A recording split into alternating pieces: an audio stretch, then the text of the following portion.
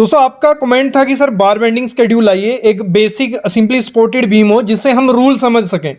तो आज सिंपल सा बीम मैंने लिया है जिसमें आपको मैं बार बेंडिंग स्केड्यूल सिखाऊंगा और जिसमें हम स्टीरअप का करेंगे, बीम का करेंगे। मेन ये वीडियो किसके लिए कि आप रूल समझ सको कि बार बेंडिंग स्केड्यूल में करना कैसे होता है और प्रैक्टिकली कैसे होता है, क्योंकि थ्योरेटिकली एक्सेल के फार्मूले वहां नहीं चलते हैं।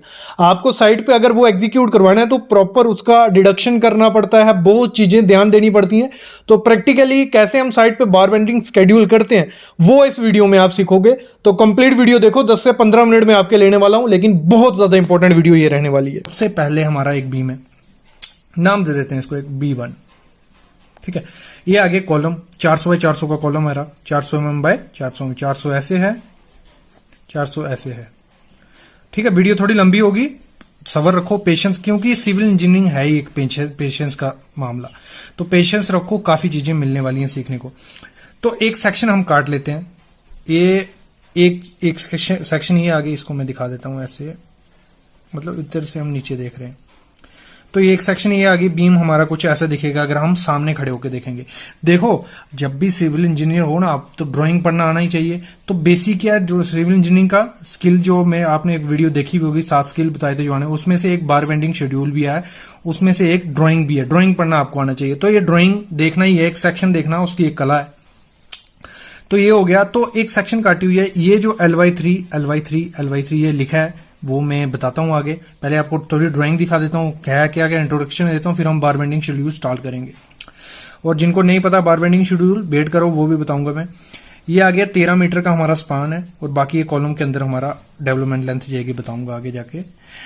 फिर ये बेसिक डिटेल होती है जो ड्राइंग पे दी रहती है, मेंशन होती है, और आपको पता भी होनी चाहिए। यहाँ ड्राइंग पे नहीं होंगी तो आप ये लेके चल सकते हो। पहले हुक, जो हुक होती है, ये हुक आप सामने देख रहे हो, ये होती है जो, ये 10D आपको लेनी है। 10D के आगे क्लियर होगा, पहले लिखते जाओ या पढ़ सुनते जाओ। कवर है 40 mm। LD डेवलपमेंट लेंथ बोलते हैं इसको हम, डेवलपमेंट लेंथ या एंकरेज लेंथ। ठीक है, ये है 50D, ये भी बताता हूं आगे क्या है, नोट कर लो। 50D होती है लैप लेंथ 50D। क्लियर, ये 4 चीजें पता चल गई। सरिया जो हम दे रहे हैं बीम में, ये सब नग कितने हैं, 25 डाया के हैं। स्टीरअप जो है ये सरिया, ये स्टीरअप रिंग का सरिया, वो 10 mm का, वो 100 के सेंटर से हमें रिंग प्रोवाइड करना है। क्लियर, ऐसे ऐसे रिंग आएगा। तो अभी आते हैं बार बेंडिंग शेड्यूल पे। बहुत बढ़िया चीज है, मजा आ जाएगा वीडियो देखने में। तो सबसे पहले एक सेक्शन देखो आप, ये मैं जो एक बीम दिखा देता हूं, आपका बीम कुछ ऐसे दिख रहा है। एक सेक्शन है AA काटी, वो आगे सेक्शन AA ये। तो हमने ऐसे काटे, हमें दिख रहा है सामने से कितने सरिये हैं, गिनो। 2 ऊपर 2, 3, 4, 5, 6, 7, 8 सरिये हैं। 2 ऊपर 6 नीचे। तो बीच में ये क्या है सर, ये मैं आगे बताता हूं है क्या, लेकिन इसको हम पहले अभी थोड़ा बता देता हूं आपको। पिन होती है, ये पिन दोनों सरियों को दूर करने के लिए, इसके बारे में और स्पेसिफिकेशन में आगे बताता हूं, लास्ट में सबका इसका टॉपिक आएगा, वेट करो तब तक। अभी हम बार बेंडिंग शेड्यूल पे आ गए हैं। बार बेंडिंग शेड्यूल जो नहीं है, जिनको नहीं पता है, बार बेंडिंग शेड्यूल होता है जो ड्राइंग होती है, उसमें स्टील का बीम का स्टील दिया रहता है, उसका कटिंग, उसकी बेंडिंग, उसका मतलब एक ना पूरा शेप दे देनी है जिस शेप में वो सरिया यूज होने वाला है।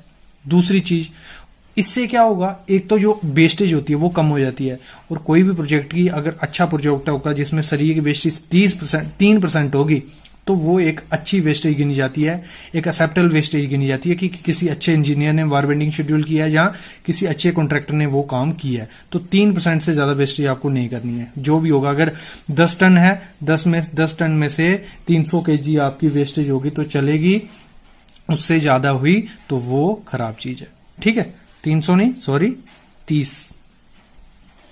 ठीक है, तो अभी हम करते हैं पहले मैं बार बेंडिंग शेड्यूल आपका 2 जो ऊपर सरिये हैं उनका कटिंग लेंथ वगैरह दिखा देता हूं। ये सरिया आ गया, हमारी टोटल लेंथ कितनी है, स्पान कितना है, 13 मीटर का है। दोनों तरफ कॉलम आ गया। क्या हो गया, इसको कैसे समझेंगे हम। फिर आ जाती है मेन चीज, डेवलपमेंट लेंथ इसकी। ये 900 कहां से आया सर, तो इसके लिए क्या होता है, डेवलपमेंट लेंथ होती क्या है, इसमें मैं वीडियो डाल चुका हूं अच्छे से। डेवलपमेंट लेंथ होती है हमारी एंकरेज लेंथ की, सरिया इसको पकड़ के रखा। अगर फ्यूचर में देखो, अगर मैं सेक्शन बनाऊं एक, ये ऐसे होना डेवलपमेंट लेंथ, इधर से लोड पड़ेगा तो ये ऐसे कुछ होगा। ठीक है, तो ये अगर यहां घुसा होगा तो खींचने में इसको टाइम लगेगा। मतलब एक पकड़ के रखेगा। ऐसे ऐसे ऐसे उंगली और ऐसे उंगली में बड़ा फर्क है। अगर ऐसे आप किसी सैंड या घी में ऐसे उंगली डालोगे तो वो खींचोगे तो एकदम से निकल जाएगी। अगर ऐसे करके ऐसे होगी तो हमारी खींचने में दिक्कत होगी। तो वो ही है, एक एंकरेज मिलती है, इसलिए हम डेवलपमेंट लेंथ देते हैं। तो इसका फार्मूला होता है, ऐसे तो होता है LD प्लस 10dB, लेकिन यहां मैंने सिर्फ LD लिया। LD हमारा क्या है 50D।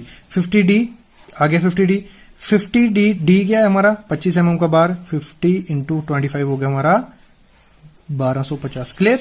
अब ये माइनस 350 क्या किया है मैंने, देखो ये जो इधर से इधर क्या है कॉलम हमारा 400 mm का। वीडियो थोड़ी लंबी होगी, कंप्लीट देखो, बड़ा मजा आएगा। 400 mm, तो 40 mm का हम कवर इसमें ले रहे हैं। ठीक है, कितना mm का 40 mm का, लेकिन 10 mm मैंने एक्स्ट्रा ले लिया कि हमारा कोई सेफ्टी लेके। तो 400 माइनस 50 कितना हो गया 350। तो हमारा सरिया जो डेवलपमेंट लेंथ गिनी जाएगी वो यहां से लेके यहां तक होगी, यहां से लेके यहां तक। क्लियर।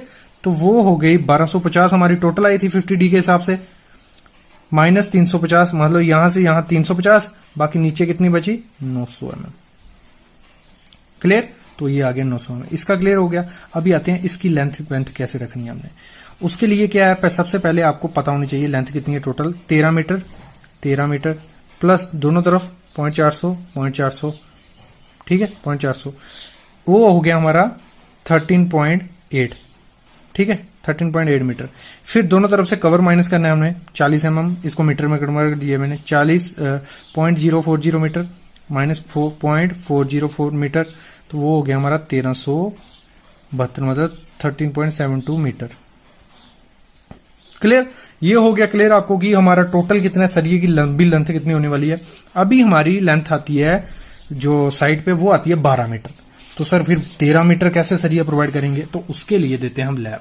तो ये चीज सीखने वाली है। लैब देने में क्या है, मैं बताऊंगा आपको पूरा एक्चुअल वे से, जो सिविल इंजीनियरिंग के हमारी कोर्स कहते हैं, जो एक एक्चुअल होता है उस हिसाब से। बाकी जो प्रैक्टिकली है, प्रैक्टिकली क्या करते हैं, सरिया बचाने के लिए सीधा 12 मीटर का सरिया डाल देंगे, आगे जो टुकड़ा बचा होगा 1 मीटर का वो लैब करके 13 मीटर हो गया।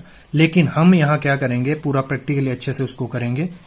तो उसके लिए क्या है, सबसे पहले ये क्लियर हो गया आपको डेवलपमेंट लेंथ कितनी होने वाली है हमारी 900 mm। 900 mm पीछे आपको पता चल गया कैसे आगे। अभी बीच में आ गया हमारा टोटल कितना था, कितना निकाला हमारा 13.72। जिन्होंने नहीं देखा ये रख देता हूं मैं, देखते हो साथ साथ में। ठीक है, कितना आया था 13.72। अभी 13.72 पूरा कैसे करना है उसको समझने के लिए आपको एक चीज मैं समझाता हूं पहले। ये L/3 क्या है, देखो जैसे हमने ये बीम था हमारा, जैसे हमने इस पे लोड डाला, इसने शेप बदल दी, ऐसा हो गया, ये ऐसे शेप कर ली ना। तो नीचे का क्या हुआ टेंशन जोन, ऊपर का क्या हुआ compression zone. Clear. Compression tension मतलब ऊपर वाला ऐसे होगा और नीचे वाला ऐसे भागेगा। तो इसीलिए क्या होता है, जब भी यहां लोड आएगा तो ये जो सेक्शन होगी ऊपर वाली, यहां कोई ज्यादा बेंडिंग मूवमेंट इफेक्ट नहीं करेगा, ये सेफ जगह हो जाएगी, मतलब कंप्रेशन पड़ेगा। और नीचे में जब हम लोड डालेंगे तो कहां, ये मतलब सबसे खराब एरिया। मतलब जब भी लैप देने आपको, ऊपर के मिड स्पैन में दे दो कोई दिक्कत नहीं है, और नीचे के कभी भी मिड स्पैन में देने आपको कहां देना है L/3 के एरिया में, मतलब सेंटर को छोड़कर साइड पे दे दो। क्लियर हो गया क्यों देना है, क्योंकि जब लोड पड़ेगा ऊपर वाला कंप्रेशन ऊपर ये सेफ हो जाएगा और नीचे वाला इधर वीक हो जाएगा। तो इसलिए हम यहाँ कर्टेल बार, यहाँ एक्स्ट्रा बार भी प्रोवाइड करते हैं, याद रखना। तो ये हो गया, ये क्लियर हो गया आपको ये चीज। अभी हम इसी हिसाब से लैब भी देंगे। तो टोटल कितना था, इसको सिंपल करने के लिए हम सेंटर देना है, ऊपर वाला सेंटर में सरिया देना है हमने। तो 13.72 है, उसको डिवाइड कर देना जो भी आएगा। तो मैंने ले लिया 7 मीटर हमारा सेंटर में आता है। ठीक है, ऐसे अगर हम इसको डिवाइड करें 13.2 करो कितना आता है 6 पॉइंट कुछ आएगा। तो मैंने ले लिया 7 मीटर, मतलब सेंटर में आ गया। ठीक है, 7 मीटर प्लस एक लैब आ गया 1250 mm। ठीक है, लैब आ गया ना। फिर बाकी बचा कितना 6.72, इसको मतलब 7 प्लस ये माइनस कर देना है इसमें से, तो आपका ये आ जाएगा। क्लियर हो गया। इसमें कुछ दिक्कत है तो कमेंट करना, मैं बता दूंगा क्या हुआ है। समझ गए हो गया, आई होप। तो अगली चीज देखो, ऊपर क्या बोलते हैं, हम बात क्या कर रहे हैं ऊपर के सरिये। देखो 2 सरिये थे ना ऊपर, हमारा कैसा था, ये था 2 सरिये थे ना ऊपर। तो अभी एक का आगे लैप, एक जगह तो लैप कभी नहीं देना, हमेशा याद रखना आपको लैप हमेशा क्या करना है, स्टैगर्ड, मतलब एक यहां होगा दूसरा यहां होगा, एक साथ कभी लैप नहीं देना है दोनों सरिये का। तो इसको समझने के लिए क्या करना है, हमेशा लैप का अब दूरी कितनी होनी चाहिए, 1.3 into L D. 1.3 into L D कितना हो गया, 1625, ठीक है 1625, मतलब ये ऊपर के सरिये दिखा रहा हूं मैं, एक का लैप ये आ गया, एक सेंटर में आ गया, तो दोनों का डिस्टेंस यहां से यहां कितना होना चाहिए, 1625, मतलब दोनों का होना ही होना चाहिए। तो इसके लिए हम क्या करेंगे, इस सरिये को हमने 7 मीटर प्लस 1625 कर दिया, क्लियर, 1625 कर दिया प्लस लैप, बाकी जो बचा वो हमने यहां डाल दिया, वो हो गया हमारा एक नग। दोनों नग मतलब आगे आगे आगे पीछे हो गए, एक यहां आ जाएगा दूसरा यहां आ जाएगा, ऊपर का क्लियर हो गया। अभी हम पढ़ते हैं हम आगे। बॉटम में कोई चक्कर नहीं है क्योंकि 6 सरिये हैं, आगे पीछे करके आप प्रोवाइड कर सकते हो, मतलब एक बार एक तरफ से डालोगे दूसरी बार दूसरी तरफ से, तो अल्टर्स अपने आप स्टैगर्ड हो जाएंगे। उसके लिए क्या करेंगे, हमें लैप देना नहीं है, यहां कहां नहीं देना है, नीचे वाले का कहां नहीं, मैंने कहा सेंटर में कभी नहीं देना, तो यहां देना है L/3 पे, L/3 पे। तो अगर हम 1372 था हमारा, 1372 लेंथ टोटल, तो उसको डिवाइड करेंगे 3 से, तो कुछ 4 मीटर कुछ आता है, ठीक है, तो 4 मीटर कुछ आता है, तो एक हमने सर ये दे दिया, चलो 4 मीटर पे, दूसरा लैप आ गया, बाकी जो बचा वो हमने यहां डाल दिया, क्लियर, मतलब बेसिक था ये, ठीक है, ये क्लियर हो गया। फिर हम आते हैं स्टीरअप पे। स्टीरअप क्या बोलती है हमारी, देखो हमारी स्टीरअप थी, हमारा बीम है 400/300 का, ठीक है 400/300 का। तो अभी हम क्या करते हैं, पहले 400 दोनों तरफ से कवर माइनस कर लेंगे, मैं कंक्रीट का फेस बना देता हूं, आपको अच्छे से समझ आएगा। इधर से 40 mm निकाला, इधर से 40 mm, मतलब दोनों तरफ से 40, चारों तरफ से 40 mm निकालना होता है। तो 400 पहले हम ये वाली साइड कर लेते हैं, मतलब ये वाली, इधर से निकालेंगे इधर से निकालेंगे, 400 माइनस 40 आगे हमारा 320, ले लिखते हैं 320। इस तरह हमारा कितना था, 300 माइनस दोनों तरफ 40, यहां से 40 220, ये लिख दे 220।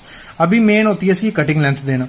जैसे मैंने स्टीरअप का बताया था पीछे, 10D क्या होता है, ये हुक होती है, 10 इंटू कितने डाई का हमारा सरिया था, मैंने पहले बताया आपको 100 mm का, 10 mm का, सॉरी 10 इंटू 10 हो गया 100 mm। यहां तक क्लियर हो गया आपको, मतलब दोनों तरफ 100 mm हुक आ जाएगी हमारी। ये मेन चीज होती है स्टीरअप को पकड़ने के लिए, ठीक है, जब भी हॉरिजॉन्टल कोई स्ट्रेस लगेगा या कोई अर्थक्वेक आएगा तो ये हुक सरिये को पकड़ के रखती है। तो ये क्लियर हो गया। अभी निकालते हैं इसकी कटिंग लेंथ, ये आपको मेन आनी चाहिए। इसमें क्या है, देखो ये साइड 320 प्लस 220 इंटू 2 क्यों, ये भी इसमें कवर हो गई, क्लियर, प्लस हुक आ गई दोनों तरफ की, 10D हमारा 100 आ गया था, 100 प्लस 100। अभी इसमें क्या होती है, जब भी हम रिंग को बेंड करते हैं उसकी इलांगेशन होती है, लंबी होती है, तो उसको निकालना पड़ेगा, क्योंकि अगर हम सरिया लंबा दे देंगे ये हुक बड़ी हो जाएंगी और सरिये की वेस्टेज होगी। तो इसको करने के लिए -5, क्यों 5, बेंड कितने, 1 2 3 4 5, ये प्रैक्टिकली बता रहा हूं, ऐसे तो 90 की अलग अलग होता है, 1D 2D 3D, लेकिन ये प्रैक्टिकली आप 2D पकड़ के चलो, छोटा पतला सरिया, इतनी इलांगेशन नहीं होती इसकी। -5 हो गए कोने इंटू 2D, फिर आगे हमारे इसको करके 1080, इसको करके 200, -5 इंटू 2D क्या था हमारा स्टीरअप का डाया, तो 10, इसको सॉल्व करिए, हमारा आ गया 1180 mm। क्लियर, इधर तक क्लियर हो गया। कटिंग लेंथ आ गई हमारी 1180 mm। मैं जल्दी जल्दी बता रहा हूं, कुछ क्लियर नहीं होगा तो कमेंट जरूर करना, मैं बताऊंगा। फिर अभी निकाले नंबर ऑफ स्टीरअप, मतलब रिंग कितने आएंगे, इसमें रिंग कैसे निकालते हैं। तो उसके लिए क्या फार्मूला रहता है, उसके लिए जितनी लेंथ होती है ना उस स्पैन में जहां जहां आना होता है उसको डिवाइड कर देना है नंबर स्पेसिंग से। तो स्पेसिंग हमने दी हुई थी 100 सेंटर टू सेंटर, तो इसको डिवाइड किया, ये कटा बचा 30, 130 रिंग आएंगे, लेकिन प्लस हम 1 हमेशा करते हैं कि एक एक्स्ट्रा ही आता है, 131 नग हमारे उसमें आएंगे। अभी बात की थी मैंने कि ये दोनों के बीच होता है पिन, इसको बोलते हैं, इसका क्या काम है, तो इसका क्या काम है, दोनों सरिया को दूर रखने का, मतलब दोनों सरिये के बीच एग्रीगेट घुस जाए, मतलब माल घुस जाए, ये नहीं दोनों सरिये चिपके रहे और नीचे माल ही नहीं आए। तो हमेशा आपको इसका पिन का डाया कितना रखना है, जैसे 25 mm का सरिया था ना, आपको 32 mm का पिन यूज करना है, या आपको एग्रीगेट का जो मैक्सिमम साइज होगा ना उससे 5-10 mm बड़ा रखना है, पिन ये रखना।